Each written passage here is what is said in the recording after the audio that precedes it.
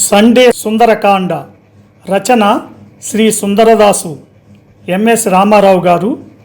ట్రాక్పై గానం గాన కళారత్న శ్రీ వెంపటి సత్యనారాయణ తెనాలి. వ్యాఖ్యానం విశ్లేషణ సహజ కవి డాక్టర్ అయినాల మల్లేశ్వరరావు తెనాలి.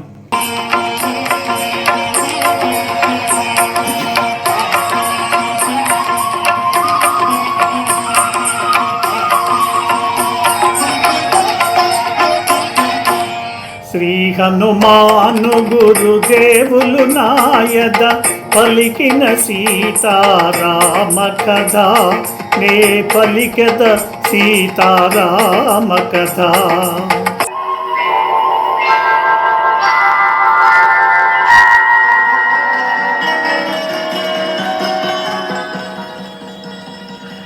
ఏ మంటలన వాలము గాల్చిరో ఆ మంటలనే లంకగాల్తునని భీమరూపుడై గర్జన సేయుచు రుద్రరూపుడై మంటల చిమ్ముచు మేడమిద్దెల వనాల భవనాల వెలిగించెను జ్వాలా తోరణాల. చూచి రమ్మనిన కాల్చి వచ్చిన ఘన విఖ్యాతి గణించే మారుతి.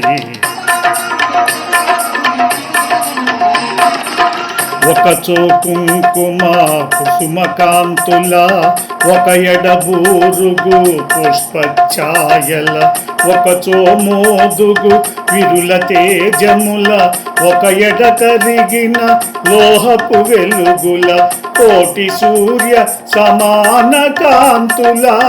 లంకాపురము రగిలెను మంటల, చూచి రమ్మనిన కాల్చి వచ్చిన ఘన విఖ్యాతి గణించే మారుతి.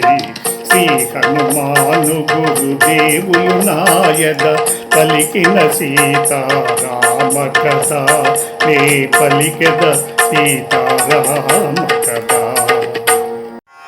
పర్వత శిఖరము వలె ఎత్తుగా ఉన్న నగరద్వార గోపురములో ఉన్న స్తంభముపైకి ఎక్కి లంకాపురమును చుట్టూ చూశాడు మారుతి.